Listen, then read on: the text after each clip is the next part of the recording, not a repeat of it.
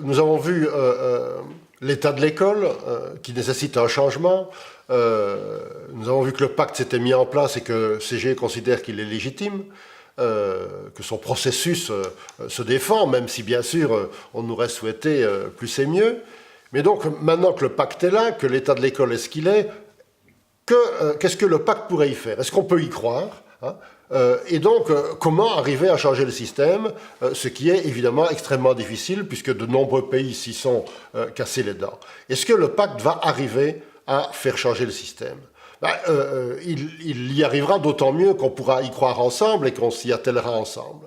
Ce qui est positif dans ce qui a été mis en place à partir, ce qu'on se propose de mettre en place à partir de l'avis numéro 3, la première chose, c'est de considérer que le changement doit être systémique. Autrement dit, qu'on ne peut pas faire un changement à la fois, mais qu'il faut s'attaquer à l'ensemble du système. Pourquoi? Parce que, comme tous les systèmes, le système scolaire est capable de s'auto-réguler, c'est-à-dire de s'auto-reproduire, et que si on change un élément, c'est bien ça la théorie des systèmes, que si on change un élément, eh bien, le système va se recomposer pour continuer à fonctionner tel qu'il fonctionnait auparavant. Et donc, le pacte veut à la fois, entre autres, par exemple, changer le système et changer les acteurs. Pourquoi? Parce qu'on sait bien que si on change le système mais que les acteurs ne changent pas, eh bien, ils vont s'arranger pour remettre le système en place. Par contre, si on change les acteurs et que le système ne change pas, les acteurs vont être obligés de s'adapter au système. Donc il s'agit à la fois de changer le système pour permettre le changement des acteurs et de changer les acteurs pour permettre le changement du système. La volonté du pacte est là, c'est évidemment très positif, c'est dans ce sens-là qu'il faut aller, mais c'est évidemment très difficile. Alors, en point plus négatif, il faut rappeler que la société est inégale, et qu'une société inégale demande une école inégale, attend une école inégale, et que les échecs constituent une solution, et que donc il s'agit d'agir là-dessus. Et donc, en négatif, nous estimons que le pacte n'affirme pas encore assez sa volonté politique de résister à la logique de sélection et de ségrégation. Et donc ça aurait dû aller plus loin. Mais il y a déjà un début et il s'agit de travailler pour aller dans ce sens-là. Le pacte veut donc essayer d'avoir une action systémique et nous avons pointé 4 éléments qui font système. La première chose, bien sûr, il s'agit de réguler le marché et d'affaiblir la concurrence, sans quoi on n'arrivera à rien. La deuxième chose, c'est bien sûr de commencer par le commencement, c'est-à-dire d'investir d'abord dans le maternel. La troisième chose, c'est d'organiser un véritable tronc commun, parce que ça sera la seule manière de résister à la logique de sélection et de relégation. Et la quatrième chose, il s'agit de changer les pratiques des acteurs, de leur permettre de changer leurs pratiques. Et c'est donc en agissant à la fois sur ces 4 choses-là qu'on peut se donner une chance de modifier l'ensemble du système. La difficulté ici, ce sera d'être à la fois systémique et progressif. Parce que si on change tout à la fois, on va casser la baraque, on va casser la machine, il y aura trop de résistance, ça ne peut pas marcher. Donc il s'agit d'être progressif, mais en même temps il s'agit d'être systémique. Et donc ça va être très difficile à faire. Il va falloir être attentif à ça, à la fois à être progressif et systémique, ce ne sera pas facile. Donc comment changer le système? Eh bien, premier point, sans régulation du marché, il n'y a pas de changement possible. Tant que le système fonctionnera avec la double liberté, la liberté de l'offre et la liberté de la demande, on n'arrivera à rien. Or, comme on l'a vu tout à l'heure, c'est inscrit dans la Constitution, et donc comment va-t-on lutter contre cela? Et là, il faut bien dire que les acteurs du pacte ont trouvé des solutions originales et intéressantes. Et donc, qu'ont-ils pensé? Ils ont pensé à renforcer le pouvoir régulateur, pouvoir central, pouvoir politique sur l'école. Il s'agit de le renforcer, et de le renforcer sur quelque chose qu'on crée, c'est-à-dire des zones, avec pour chaque zone un directeur de zone. Et donc, ce pouvoir régulateur va avoir un pouvoir sur le directeur de zone, qui lui-même aura un pouvoir sur ce qu'on appelle les DCO, c'est-à-dire les délégués au contrat d'objectifs, et sur les établissements qui dépendront de la zone, chaque établissement étant tenu de faire un plan de pilotage, et dans ce plan de pilotage, d'avancer les objectifs propres à son établissement, dans le sens, bien sûr, d'une amélioration. Et donc, il s'agit pour ces établissements à travers le contrat d'objectif qui sera accompagné, vérifié, contrôlé par le délégué au contrat d'objectif. Ces objectifs seront évidemment, devront être des objectifs d'équité et de mixité sociale dans les établissements. Les établissements seront évalués de manière externe et donc on s'intéressera aux écarts de performance et entre autres aux écoles qui auraient des performances trop faibles. Et enfin, il s'agit de proposer un encadrement différencié, c'est-à-dire de donner plus à ceux qui ont moins pour leur permettre de se donner plus de moyens pour faire réussir les enfants de milieux populaires. Voilà l'organisation qui, d'une certaine manière,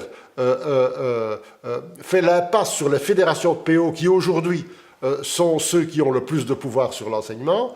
Le pouvoir régulateur va avoir un pouvoir plus direct sur les zones et sur les établissements, et les contrats se lieront entre les établissements et le directeur de zone et le pouvoir régulateur, sans passer par la fédération de PO, qui sont les acteurs principaux de la concurrence aujourd'hui.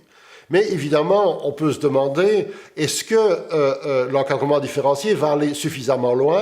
Est-ce que les objectifs de mixité et d'équité iront suffisamment loin? Est-ce qu'on va oser, comme en parle l'avis numéro 3, bien sûr, est-ce qu'on va oser aller aussi loin qu'en communauté flamande, par exemple, avec les LOP, c'est-à-dire les concertations locales, qui, comme quand elles se passent à Gand, à Anvers, à Bruxelles, où c'est des concertations entre écoles qui limitent le pourcentage d'enfants venant de milieux défavorisés. À partir d'un certain pourcentage, eh bien, les enfants sont redistribués différemment dans les écoles et ce sont des accords locaux entre écoles. Est-ce qu'on va pouvoir mettre ça en place pour imposer d'une certaine manière beaucoup plus de mixité sociale que n'arrive à le faire le décret inscription? Sur les écarts de performance et sur les écoles qui auront des performances trop basses, bien d'abord se posent les questions concernant les critères. Est-ce qu'on va tenir compte de critères qui ne sont pas strictement quantitatifs et avec tous les effets pervers que peuvent entraîner les évaluations de performance? Est-ce qu'on va tenir compte, par exemple, des ambiances d'école, des cultures d'école, et qu'est-ce qu'on va mettre en place en termes d'accompagnement pour aider ces écoles, en sachant évidemment que les écoles qui ont des performances basses sont aussi les écoles qui accueillent les populations les plus défavorisées, les plus dévalorisées, et que c'est d'abord sur la distribution qu'il faut agir. Tout ça reste des interrogations et des points de lutte pour nous, des points sur lesquels nous voulons être vraiment attentifs. Et donc, est-ce que cette régulation du marché, qui est intéressante en soi, est-ce qu'elle aura la capacité à contraindre à des actions véritablement en faveur de plus de mixité et d'équité? C'est là-dessus, bien sûr, qu'il faudra se battre. Enfin, dernière dia pour cette explication. Par quoi commencer? Eh bien, évidemment qu'il faut commencer par les maternelles, puisque c'est là que se construisent les inégalités. Et qu'est-ce qui est prévu pour les maternelles? On sait que les maternelles sont les premières touchées par les facteurs sociaux, c'est-à-dire la détérioration du contexte éducatif, et que les enfants qui arrivent avec un niveau de langage extrêmement bas, les enfants qui arrivent cassés déjà par la vie, par la pauvreté, que faire avec ces enfants? Eh bien, l'idée, c'est de renforcer très fort, le plus fort possible, mais bien sûr avec les contraintes budgétaires, de renforcer l'équipe éducative pour avoir un taux d'encadrement plus faible, parce qu'il est important de pouvoir se préoccuper de chaque enfant dans la classe maternelle.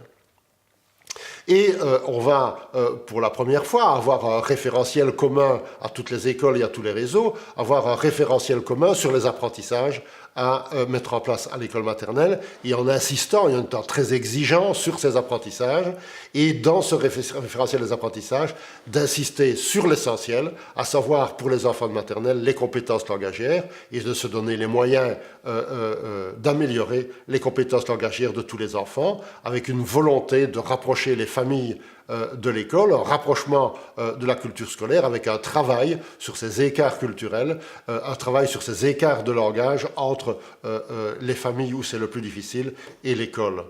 Tout ça, bien sûr, pose un certain nombre de questions, à savoir d'abord la formation initiale et continuée des enseignants de maternelle. Ils ne sont pas préparés à ça. Aujourd'hui, leur formation est insuffisante en matière de compétences langagières et de rapprochement de la culture scolaire.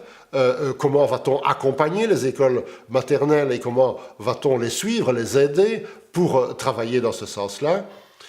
Comment va-t-on suffisamment réduire la taille des classes?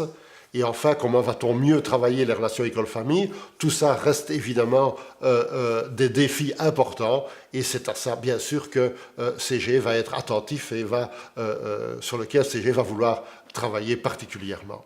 Voilà pour ces dias concernant cette capsule sur que pourrait faire le pacte, en sachant comment changer le système et le changer de manière systémique, et en commençant par les maternelles.